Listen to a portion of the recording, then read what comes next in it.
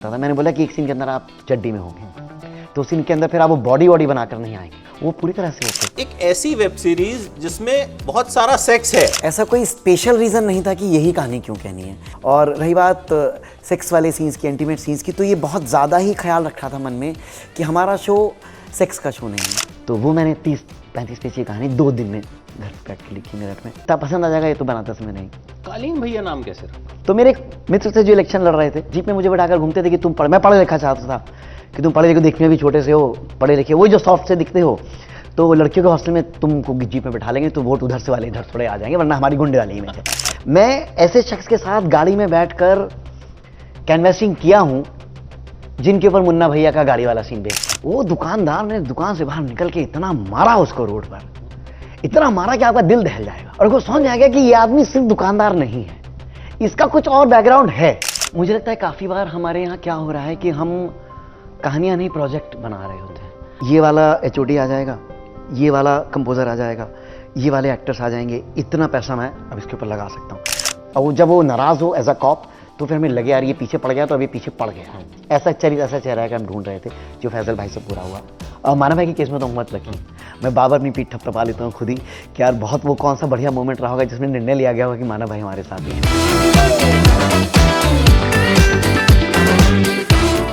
आपने एक ऐसी वेब सीरीज बनाई जिसके बाद मुझे आपको ढूंढना पड़ा और भरी बारिश में गाड़ी खराब होने के बाद भी आप यहाँ आए। इसलिए मैं गिले हैं आप, थोड़ा मैं गिला हूं। तो भाई ये हम पहले ही बता देते हैं कि ये इसी हालात में इंटरव्यू दे रहे हैं, तो ऐसे ही क्रिएटर्स जो हैं वो ऐसे ही होते हैं।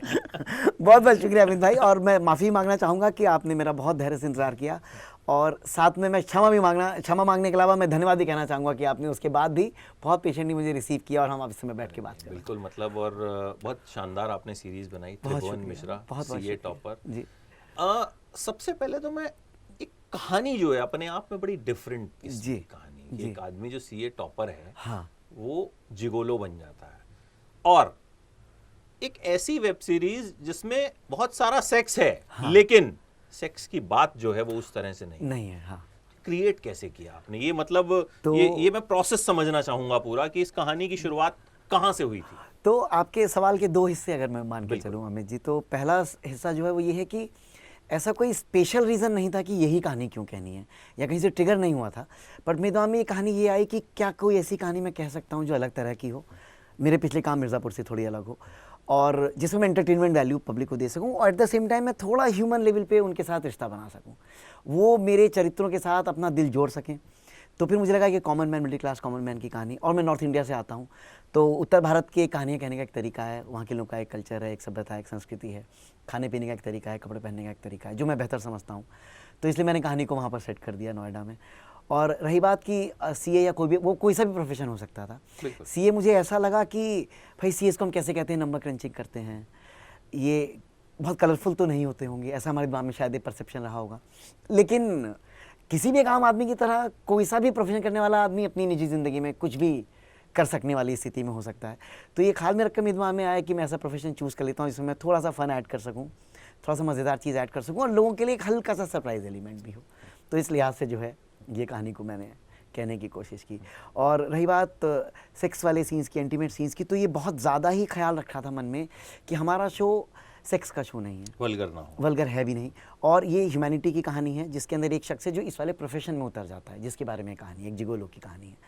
और इसलिए बहुत ज़्यादा एस्थेटिकली शूट किया, बहुत ध्यान रख के शूट किया, कुछ भी टिटिलेशन नहीं हमें करना है। हमने उसके प्रमोशंस भी जो हमने पोस्टर या ट्रेलर्स हमने निकाले, उसमें भी हमने बहुत ही ध्यान रखा कि हम किसी भी ऐसे तरीके का इंप्रेशन नहीं देना चाह रहे हैं कि आप इस वाले कारण से हमारे शो को, एक कहानी को देखने आए। ये एक ह्यूमन इंसान की कहानी है, एक ह्यूमन कॉमन मैन की कहानी है, वो आप देखने के लिए हमारे शो को। मैंने इस शो का जब रिव्यू डाला तो एक कमेंट आया, एक फीमेल व्यूअर का कमेंट, जरा मैं आपको पढ़ के वो सुनाना चाहूंगा। बताइए, मैं उम्मीद कर रहा हूँ कुछ अच्छा होगा। Love the fact that they have shown men and women both vulnerable and powerful at the same time. जी, वाह। Mr. Jan's character is so subtle, many grey complexes are covered. जी, तो ये लग रहा है कि मतलब एक फीमेल है जो अच्छी पढ़ी लिखी है, अंग्रेजी से भी समझ में बहुत अच्छा लिख रही हैं वो, और इसका मतलब जो हम कहना चाह रहे हैं उन तक पहुंचा है। जी, ऐसा नहीं है कि भाई फीमेल ही बिल्कुल प्रोस्टिट्यूशन करती है। हाँ, और वल्नरेबल वो मेल के लिए भी कह रही है। हमारे हिंदुस्तानी समाज में क्या है कि हम मेल को काफ़ी बार ज़बरदस्ती मजबूत बना देते हैं, जबकि ऐसा है नहीं, वो भी कमज़ोर पड़ सकता आदमी है, भी रोता है। औरत भी बहुत मजबूत होती है, बल्कि औरत मुझे लगता है काफ़ी बार ज़्यादा मजबूत होती हैं। तो आई थिंक वो जो बात कह रही है कि वल्नरेबिलिटी और स्ट्रेंथ दोनों जेंडर्स के लिए कह रही हैं, आई थिंक वो बात उन तक पहुंची है जो हम कहना चाह मुझे रहे लगता है जो कहानी आप जी पहुंचाना हाँ, चाहते जी हैं हाँ। वो एक सम अप कर रहा इससे है बढ़िया कि, नहीं कह सकती थी वो कि ये। इससे बढ़िया शायद नहीं मुझे कह लगता सकती है थी, कि हाँ। मुझे ये कमेंट में लगा कि इन्होंने जी तो हाँ। एक तरह से इस वेब सीरीज का रिव्यू जो है एक हाँ। 4 लाइन हाँ, में जो है हाँ, वो सम अप करके दे सम अप दिया। करके बहुत बड़ी बात इन्होंने कही, जो भी महिला, मैं इनको क्योंकि बहुत मतलब आभार देता हूँ। कई सीन्स ऐसे इसमें लगे कि जहाँ पे जब पुलिस वाला पकड़ता है तो वो महिला पे ही इल्जाम लगाता है, ऐसा काम काहे हाँ कर हाँ हाँ, देते? क्योंकि वो हम कंडीशन है वैसे, हम कंडीशन है वैसे। हाँ, अगर हम कहेंगे कि एक आदमी और औरत बैठे थे और भाई एक शख्स रोने लगा, तो कहेगा कि औरत ही रो रही है। औरत ही रो रही है। मैं खुद बहुत रो पड़ता हूँ, मुझे कोई दिक्कत नहीं लगती इसमें कि अगर मुझे तकलीफ लगी तो, जैसे हम बचपन में भी तो रो ही लेते थे, बचपन में तो कोई जेंडर वाली बात नहीं थी ना, तो बड़े को भी रो सकते हैं अगर हम उस हद तक पुश हो गए कि हमें रोना आ रहा है। मुझे नहीं लगता इसमें कोई मैं कमज़ोर हो जाता हूँ अगर मैं रो पड़ रहा हूँ, मुझे बिल्कुल ऐसा दिक्कत नहीं लगती है। तो मेरे ख्याल से जो स्टीरियोटाइप्स हैं ये ब्रेक होने ज़रूरी हैं, और अगर हमारी कहानियाँ कर पाएँ तो शायद हमारा समाज बेहतर समाज बन सकता है। कैरेक्टराइजेशन भी जो आपने किया ना, हाँ। वो बड़ा यूनिक किया। जी। मतलब आपने पंचायत के किरदार को जो है ढांचा बना दिया। जी, जी, ठीक जी। है, मिर्जापुर के किरदार को जो है आपने कॉन्ट्रैक्ट किलर बना दिया। जी, जी, तो जी। ये कैरेक्टराइजेशन कैसे दिमाग में आया? पर थोड़ा सा वक्त इसमें लगे, बता रहा हूँ, आराम मैं से, कोशिश बिल्कुल, करता हूँ आप कि पूरा हाँ सबके बारे में बात कर सकूँ थोड़ी थोड़ी। तो देखिए, कहानी अगर खराब है तो मुश्किल हो जाएगी, पर अगर कहानी अगर जरा सी भी अच्छी है तो एक अच्छा कलाकार उसको 10 सोपान ऊपर ले जाता है। बिल्कुल। मुझे ऐसा लगता है, ये मैंने अपने जीवन के तजुर्बों से सीखा, जो मैंने पीछे भी चीज़ें बनाई जिसमें से कुछ सक्सेसफुल भी रही हैं, कुछ नहीं भी रही हैं। हर तरह के तजुर्बे हमको वो आज की तारीख में हम वो हैं जो हमारे तजुर्बों का जोड़ गुणा है। तो मुझे समझ में आया कि देखने वाले का जो पहला रिश्ता है वो कलाकार से है। अगर कलाकार अच्छा है ना, तो अगर वो आपके दिल को टच कर रहा है किसी भी फॉर्म में, मुझे लगता है रोना भी दिल को टच करना है। अगर रुला भी दे रहा है तो भी दिल ही टच कर रहा वो तो है, सबसे- जरूरी नहीं कि सिर्फ हंसाए, वो रुला भी तो लगता है सकता कि है। अगर जो चीज रुला दे तो इस हमारा दिल सबसे टच कर ज्यादा दिया। टच करती तो है। अगर कलाकार अच्छा काम कर रहा है तो उसके फिर कॉस्ट्यूम भी अच्छे लग सकते हैं, फिर लाइट भी अच्छी लगेगी, हमको प्रोडक्शन डिजाइन भी सुंदर लगने लगेगा, हमको म्यूजिक भी प्यारा लगने लगेगा। तो मेरे को ये समझ में आया कि ह्यूमंस का पहला रिश्ता ह्यूमंस के साथ है। तो ये मेरी लर्निंग हुई कि कलाकारों को अच्छा ढूंढने के लिए हमको अपना बिल्कुल अपनी जान लगा देनी होगी, अच्छा कलाकार हम ढूंढ पाए। तो अशोक भाई का तो पंचायत 2 आया भी नहीं था, तो उनको तो हम जानते भी नहीं थे, उसके पहले स्क्रीन पर ऐसे देखा नहीं था। ऑडिशन से उनका हमें मिला, और आप बिलीव नहीं करेंगे, इतना बढ़िया लगा उनका ऑडिशन देखने में कि अशोक भाई का ऑडिशन 3-4 अलग कलाकारों के लिए, चरित्रों के लिए किया गया, और सब में लगा कि ये फिट होते हैं, कि यार इसमें भी ले लो उनको, इसमें भी ले लो उनको। फिर हमको लगा कि यार ये ढांचा का जो कैरेक्टर है, ये इसमें बहुत वजन है, इसमें बहुत सारी लेयर्स हैं, शेड्स हैं जो ये संभाल ले जाएंगे। और उसके बाद हम शूट कर रहे थे तब पंचायत आया, तो हमारे तो सिलेक्शन उनको चूज करने के 1 साल के बाद जो है पंचायत 2 आया था।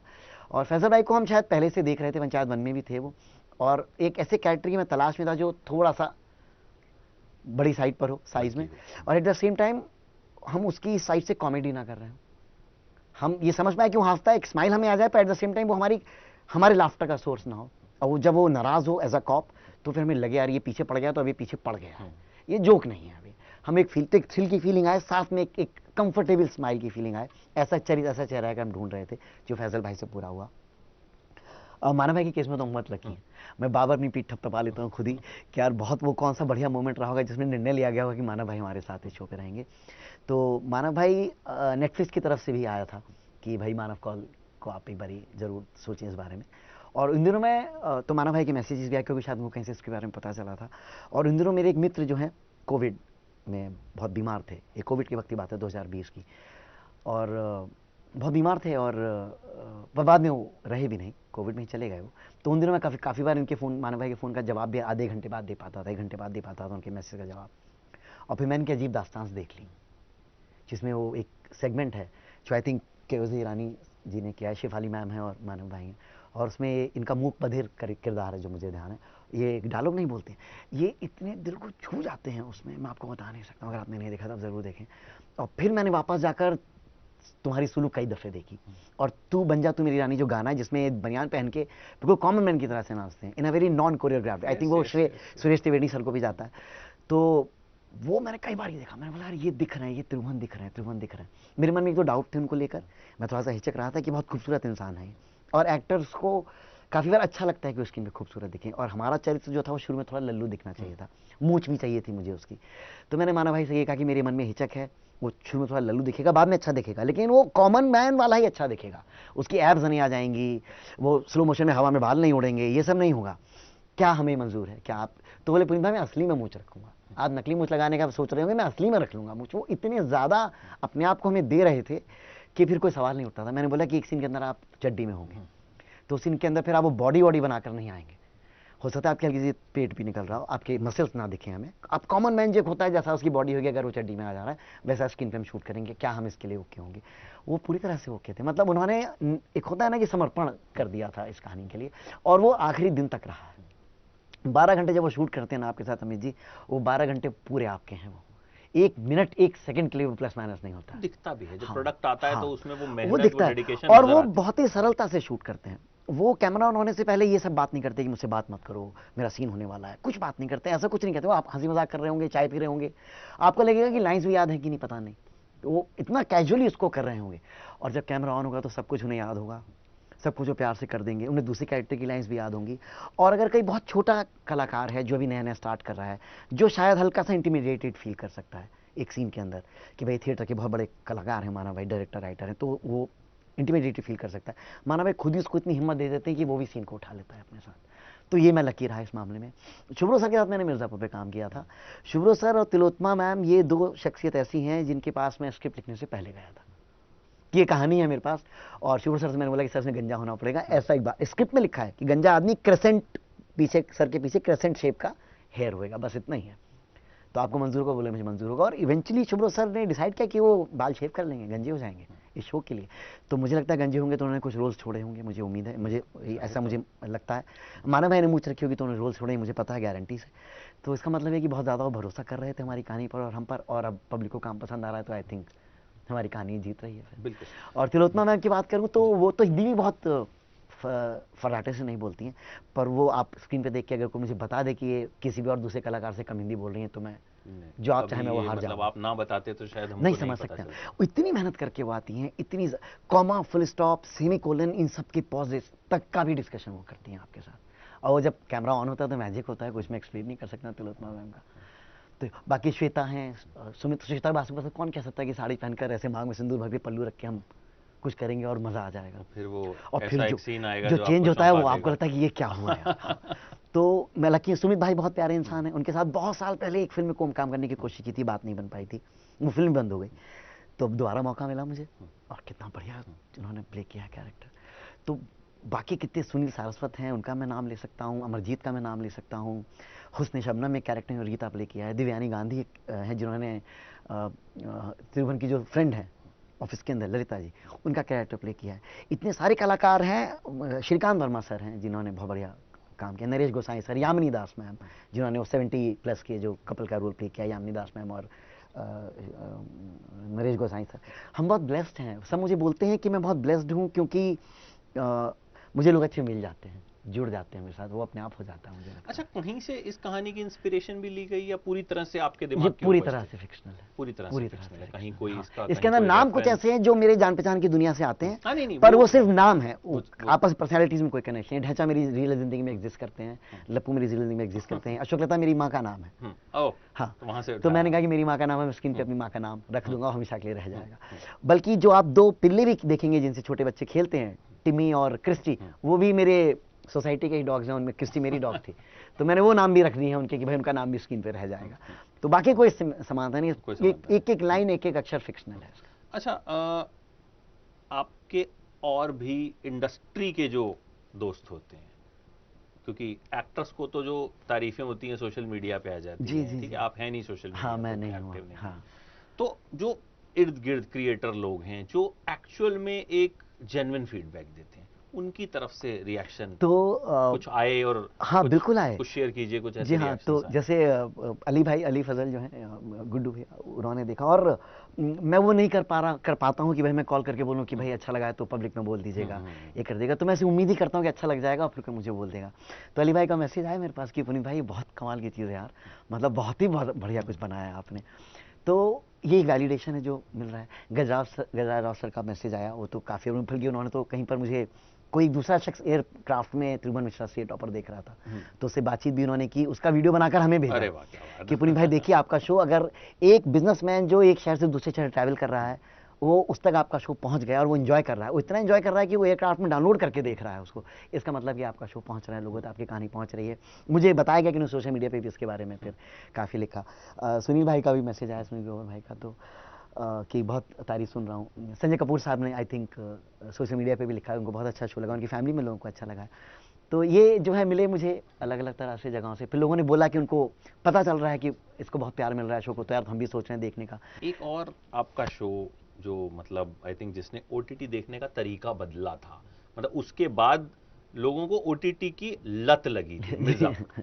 मतलब ओटीटी की लत लगी, ये मैं नहीं श्रेय ले सकता हूँ, क्योंकि मैं मतलब ये आपका बड़प्पन है। मुझे मतलब ये मैं बिल्कुल एकदम, मैंने शायद अपने रिव्यू में भी ये चीज बोली थी, और हम ये कहते हैं कि मतलब मिर्जापुर वो शो था जिसने ओटीटी को भी एस्टैब्लिश किया था। हाँ, मतलब ये बहुत बड़ी बात हो जाएगी, इसका श्रेय नहीं ले सकता हूँ, क्योंकि बहुत ही वो मुझे लगता है कि एरोगेंस वाली बात हो जाएगी, दंभ वाली बात हो जाएगी। सेक्रेट गेम्स भी उस समय आया था, मुझे याद है, डेली क्राइम भी उस समय आया था, फिर पंचायत भी आया, तो मुझे लगता है कि बहुत अच्छी अच्छी लोगों ने अपनी तरफ से कहानियाँ कही हैं और लोगों को पसंद आई हैं। वो कहना फैमिली मैन भी आया था, तो लोगों को बहुत सारी कहानियाँ कही गई हैं और बहुत सारी कहानियाँ लोगों को पसंद आई हैं। मिर्ज़ापुर ने बहुत प्यार दिया है हमको और शायद देखने वालों को भी। कैसे क्रिएट किया गया था, मतलब वो अपने आप में मुझे लगता है एक अनोखी कहानी होगी जो मैं आपसे जानना चाहूंगा। तो मिर्ज़ापुर से पहले बैंगिस्तान लिखी थी मैंने, और यस हाँ, तो वो वर्क नहीं की थी, उसमें 5 साल ज़िंदगी के लगे थे और वो हमें क्लियरली दिख रहा था कि वो वर्क नहीं की थी, तो थोड़ा डार्क फेस था, मन उदास था। फिर एक और फिल्म मैं लिख रहा था एक प्रोडक्शन हाउस के लिए, वो फिर बिना किसी वार्निंग के मैं 6 महीने काम करता रहा, लेकिन वो पिक्चर पहले बंद हो चुकी थी, किसी ने मुझे इन्फॉर्म ही नहीं किया, मैं तो काम करता रहा। फिर 6 महीने पर उन्होंने मीटिंग करके बोला कि पिक्चर तो बंद हो गई है, आप 2-3 महीने पहले बंद हो गई थी, हम आपको बताना चाह रहे थे। तो वो तो बहुत ही डार्क फेज में था। फिर 2016 की बात है ये, हाँ 2016 की बात है, मैं होली पे घर गया था मेरठ में, और वहाँ पर ये बात हुई कि एक्सेल जो है ओटीटी की दुनिया में जाना चाह रहा है। तो पहले तो लगा कि ओटीटी में जाएं कि ना जाएं, हम तो थिएटर की लालच से गए थे, हम तो कॉमन मैन हैं और पढ़े लिखे बैकग्राउंड से आता हूँ, तो एक वो होता है ना सपना कि हमारा बड़ी स्क्रीन पे नाम आएगा, काम दिखेगा, तो ओटीटी जाए कि ना जाए। पर फिर यही हुआ कि यार कहानी तो है, आपको माध्यम मिल रहा है, पब्लिक मिल रही है, तो कह लेंगे यार। तो ओरिजिनली तो ये फिल्में थी मेरे दिमाग में कहानी, तो और इतने डार्क फेज से मैं गुजर रहा था कि लिटरली होली वाले वीक में वो जो 30-40 पेज का जो डॉक्यूमेंट जिसको हम बाइबल बोलते हैं, बाइबल बहुत अजीब सा एक ओपन एंडेड वर्ड है आज की दुनिया में, तो वो मैंने 30-35 पेज की कहानी 2 दिन में घर पे बैठ के लिखी मेरठ में, और वो फिर एक्सेल को भेजी। तो उनको कहानी बहुत अच्छी लगी, लेकिन उन्होंने कहा कि यार ये और गैंगस्टर स्टोरी से कैसे फ़र्क है, इसमें क्या फ़र्क है।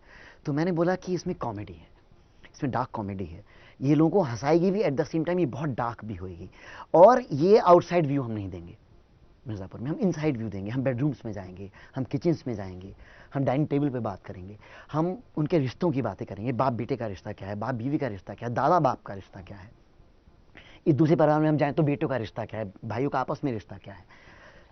तो फिर मैंने बोला कि ठीक है मैं 2 एपिसोड और लिखता हूँ, तो 2 एपिसोड फिर बैठ के लिखे। तो ये जुलाई 2016 की बात है जब 2 एपिसोड फिनिश हुए, और फिर एक्सेल अमेज़ॉन से बात की और अमेज़ॉन को बहुत पसंद आ गया।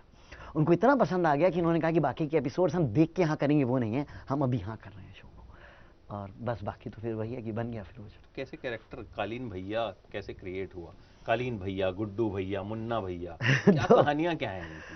तो कालजयी किरदार हैं ये। अभी ये लिखते समय नहीं पता कि इतना प्यार मिल जाएगा, उस समय तो बस एक किरदार हम बना रहे हैं। मुझे लगता है जब सलीम जावेद ने शोले लिखी थी तो भी उन्होंने नहीं सोचा कितने आदमी, हाँ नहीं कहा कि हमने तो नहीं पता हमें पता नहीं था डायलॉग बन जाएगा, नहीं पता चल सकता, कोई तरीका नहीं है इसके पता लगने का।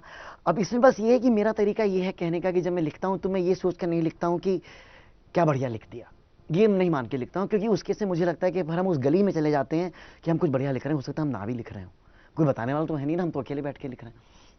तो मैंने अपने माइंड को ये समझाने की कोशिश की, जितना हो सकता है मैं सक्सेसफुल होऊंगा, पार्शियली हो सकता है कि ना भी हूँ कभी, तो उसमें मैंने अपने मन को समझाने की कोशिश की कि जब भी लिखने के बाद मैं पढ़ूंगा उसको दूसरे दिन, तीसरे दिन, चौथे दिन, तो मैं इस लिहाज से नहीं पढ़ूंगा कि क्या लिखा है, मैं इस लिहाज से पढ़ूंगा कि पढ़ने में कैसा लग रहा है।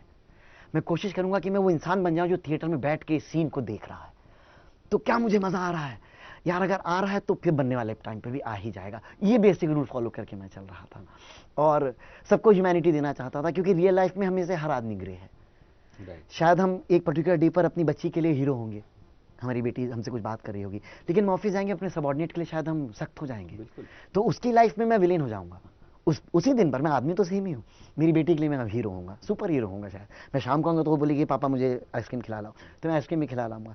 तो मुझे समझ में आया कि हिंदी फिल्मों के हीरो की तरह से सब कुछ ब्लैक एंड व्हाइट में नहीं हो सकता है, कि विलेन्स ब्लैक हैं और हीरोज व्हाइट हैं। वैसे तो कलर का भी कॉम्बिनेशन रॉन्ग है, व्हाइट अच्छा कलर है, ये भी अजीब सी बात है कुछ कहना, तो हर एक ग्रे है मुझे लगता है। तो इसलिए मुझे लगा कि मुन्ना जिसको हम विलेन की तरह से देखें, उसमें भी वाइट शेड्स हो सकते हैं, उसमें अच्छी इंसानियत की, हमें समझ सकते हैं कि क्यों वो ऐसा है जैसा है।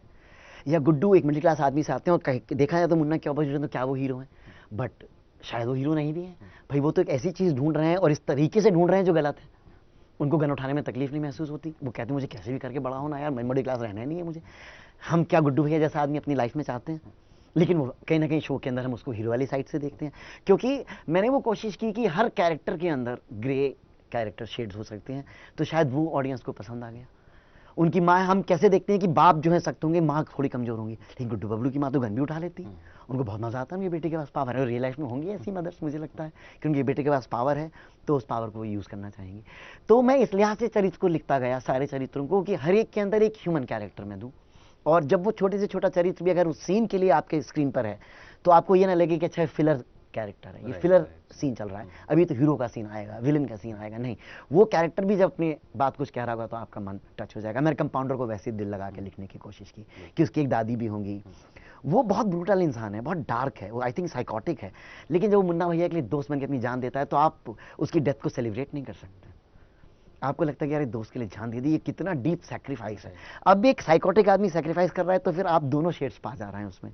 तो मुझे लगता है शायद ये पसंद आ गई लोगों को चीज़ें, मैं ये अंदाजे से कह रहा हूँ, बाकी इतना पसंद आ जाएगा ये तो बनाते समय नहीं। कालीन भैया नाम कैसे रखा, क्यों रखा? तो मैं उनको ऐसा प्रोफेशन देना चाहता था जिसमें वो अपने ड्रग्स का बिजनेस कर सकते हो, और क्या उनको एक अलग में नाम दे सकता हूँ। तो भैया जी तो सब बुलाते ही हैं डॉन वाले कैरेक्टर्स को, उस तरह का कल्चर है ईस्ट यूपी में, या बिहार वाली साइड हम चले जाएं। बखंडा नाम उनका बहुत बढ़िया था, लेकिन कुछ और कर सकते हैं क्या? तो मेरा में ये आया कि अगर इनको मैं कारपेट्स का बिजनेस, अफगानिस्तान में कारपेट्स में होता है ये सब बिजनेस, मैंने जो रिसर्च किया था कि अफगानिस्तान में कारपेट्स के थ्रू हम ड्रग्स की स्मगलिंग वगैरह कर ले जाते हैं, पोस्ता के खेत होते हैं और ये सब। तो मुझे दिमाग में आया कि कालीन अगर मैं इनको दे दूँ तो मज़ा आएगा, और कालीन भैया में वजन है, तो इसलिए मैं फिर उनको सूटकेस नहीं दे सकता हूँ, या ब्रीफकेस का कंपनी, ब्रीफकेस में भी छुपा के कर सकते हैं वो तस्करी, लेकिन फिर उसमें उनका नाम संदूक भैया हो जाएगा, सूटकेस भैया, उसमें वो वजन नहीं है। तो कालीन भैया नाम मेरे दिमाग में बैठ गया, और फिर कारपेट फैक्ट्री हमको ढूंढने की कोशिश हमने की, जो हमें मिल गई, तो मैं ऐसे करके आगे बढ़ गए। कहाँ शूट कहाँ किया? ये मिर्ज़ापुर और बनारस के बीच में एक, मतलब डिस्ट्रिक्ट मिर्ज़ापुर ही है, लेकिन मिर्ज़ापुर शहर से पहले बनारस और मिर्ज़ापुर के बीच में हाईवे पर आ जाता है, कारपेट फैक्ट्री है। थोड़ा मिर्ज़ापुर वाले नाराज भी हो गए थे कि मिर्ज़ापुर बहुत बदनाम हो गया, लेकिन फिर मिर्ज़ापुर बहुत ही खूबसूरत टाउन है, बहुत ही स्लीपी छोटा टाउन है वो, मतलब मुझे लगता है बहुत ही प्यारे लोग हैं वहाँ पर। बल्कि जब हम पर रेकी के लिए हम गए भी तो शुरू में तो काफ़ी बार लोगों ने बोला अच्छा फिल्म वाले हैं तो चाय पी के पैसे मत दीजिए। वो एक चाय वाला भी, रेडी वाला भी आपसे पैसे नहीं लेगा, जबकि वो कमाई शायद 2 रुपये रहा होगा एक चाय के कप पर।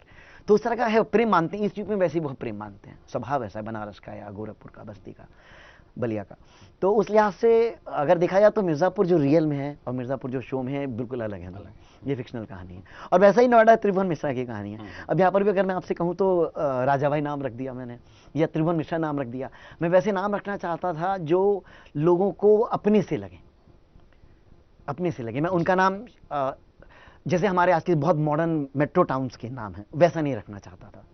मैं बहुत ही अगर इंग्लिश नाम बोलूँ, राया नहीं रखना चाहता था, रिया नहीं रखना चाहता था। मैं वो नाम रखना चाहता था जो बहुत ही देसी मिडिल क्लास नॉर्थ इंडिया के नाम है। मुन्ना और गुड्डू। हाँ जी, मुन्ना गुड्डू हो गए, इधर हमारे शोभा शंभू हो गए, त्रिभुवन अशोक लता हो गए, या राजा भैया मैं उनको बुला रहा हूँ। राजा भैया देसी लोग बोल सकते हैं, डॉन नहीं बोलेंगे उसको, भले ही वो कैरेक्टर डॉन का ही है, लोकल गैंगस्टर नहीं बोलेंगे कि हम राजा भाई से मिलने जा रहे हैं, भैया जी से मिलने जा रहे हैं। अच्छा, आपकी राइटिंग जर्नी शुरू कैसे हुई थी? कब आपने ये दिमाग में आया कि मैं लिख सकता हूँ, मैं अच्छा लिख सकता हूँ? ये एक्सीडेंटल है मुझे। कैसे?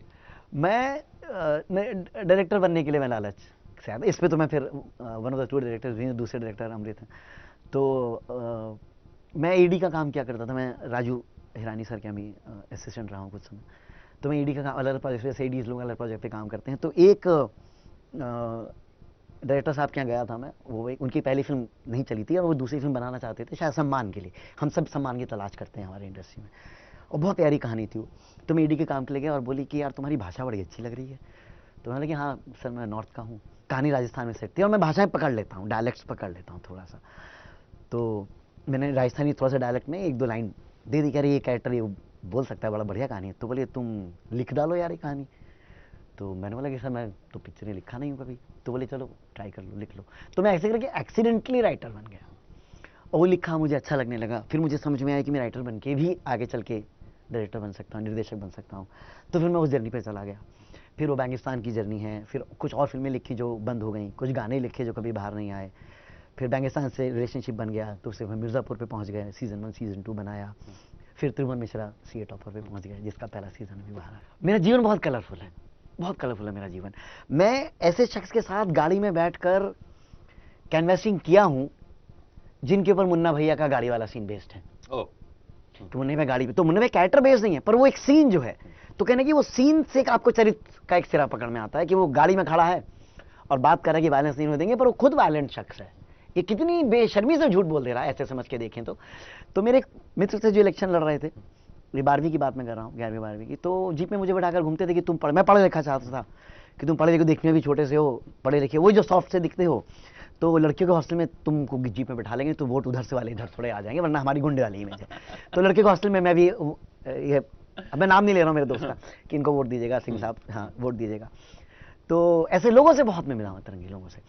राजा भाई जैसे शख्स से मिला हूँ कि हलवाई हैं, लेकिन आपको पता है कि बैकग्राउंड में कुछ और भी करते होंगे ये देखने में। तो एक बैडमिंटन के नेट बनाते थे एक जनाब, ये बहुत छोटे शहर की मैं आपसे बात कर रहा हूँ।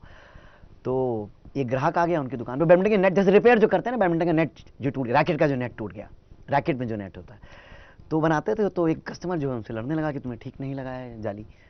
तो दुकानदार भाई साहब ने कहा कि ठीक लगा। अब उसमें बहस बढ़ गई। नॉर्थ इंडिया में थोड़ी बहस कभी कभी जल्दी बढ़, ईगो पे हम कभी कभी जल्दी ले लेते हैं, गर्म खून है शायद। तो बहस बढ़ गई और उसमें वो कस्टमर ने थोड़ा सा कहा कि मैं तुमको देख लूँगा, मारेंगे दो जो भी है। वो दुकानदार ने दुकान से बाहर निकल के इतना मारा उसको रोड पर, इतना मारा कि आपका दिल दहल जाएगा। और उसको समझ में आ गया कि ये आदमी सिर्फ दुकानदार नहीं है, इसका कुछ और बैकग्राउंड है। ये सिर्फ दुकानदार होता ना, एक छोटी सी स्पोर्ट्स की रिपेयर शॉप खोल के बैठा है, वो नहीं मार सकता बीच रोड पे इतना। वहाँ कॉप्स भी होंगे, वहां पर इस वाले आदमी के भी तो कुछ जान पहचान। तो मुझे ये लगा कि यार ये जो हमको दिखता है इसके पीछे भी एक, हर एक एक्स के पीछे दूसरा एक एक्स शख्स रह रहा है। तो शायद उस तरह से मेरी अपनी पर्सनैलिटी में भी होगा कि भाई मैं कहानी ऐसे कह सकता हूँ, पर वैसे इतना कोई वायलेंट आदमी हूँ नहीं। मुझे लगता है काफ़ी बार हमारे यहाँ क्या हो रहा है कि हम कहानियाँ नहीं प्रोजेक्ट बना रहे होते हैं, कि जिसमें कि हम क्या कहते हैं कि भाई ओके ये वाला HOD आ जाएगा, ये वाला कंपोज़र आ जाएगा, ये वाले एक्टर्स आ जाएंगे, इतना पैसा मैं अब इसके ऊपर लगा सकता हूँ। Then on paper it becomes a safe project, safe story. उम्मीद करते हैं ऐसे प्रोजेक्ट्स जी हाँ आते रहेंगे और इंतजार रहेगा। बहुत बहुत शुक्रिया। आपके लैपटॉप से कौन सी नई कहानी जो है कर रहा हूँ, कोशिशें कर रहा हूँ बहुत ज़्यादा, निकल करके आती है। हाँ। और बड़ा मजा आया। और स्टोरी टेलर्स को बहुत पावर बढ़ गई है अमित जी। अभी नेटफ्लिक्स जैसे अब हाँ कहानियाँ सुना रहे हैं, अमेजोन भी कहानियाँ सुना रहे हैं, तो हमारी पावर बढ़ गई है स्टोरी टेलिंग की। अब हम बॉक्स ऑफिस के लिए परेशान नहीं होते हैं, स्टार्स के लिए स्टार्स से परेशान नहीं होते हैं। अगर स्टार आएगा तो ये प्रोजेक्ट टेक ऑफ एक होगा। बहुत ही मतलब कमाल की बात है कि कभी भी ये नहीं हुआ है यार किसमें याला स्टार ले लो, ये अमेजोन ने बोला है, नेटफ्लिक्स ने बोला है। उन्हें बोला कि आपकी कहानी में कलाकार शूट करता है, हम ये राय देते हैं आपको ठीक लगे तो देख लीजिए। कलाकार शूट करता है, हम एक्टर वर्ड यूज़ करने लगे, कलाकार वर्ड, आर्टिस्ट वर्ड यूज़ करने लगे, हम स्टार्स वर्ड यूज़ नहीं करने लगे। तो आई थिंक हमारी कहानियाँ फिर अतरंगी होने लगी, हम बनाने लगे नई कहानियाँ। मुझे लगता है ऐसे ही होना। जी हाँ, thank you so much. Thank you so much Amit ji. इंतजार रहेगा कि for अगली giving बार me हम time बैठ के फिर किस कहानी पर चर्चा बहुत उम्मीद करता हूँ कि अगली कहानी भी जो बनाऊँ आपको इतनी पसंद आए कि आप फिर से मुझे पकड़ लें। बिल्कुल बिल्कुल। और हम फिर से ऐसा कुछ एक अब इंटरव्यू मुझे जो है सीधे मैं फोन कर दूंगा आपको, आप क्योंकि अपने पास अब आके हम दोनों के पास एक दूसरे के नंबर्स हैं, अब हम आराम से लंबी बातचीत कर सकते हैं। Thank you so much. बहुत बहुत शुक्रिया अमित भाई, बहुत बहुत शुक्रिया। It was my pleasure. Thank you so much. For exclusive and insightful videos, subscribe to our new channel ABP Live Premium.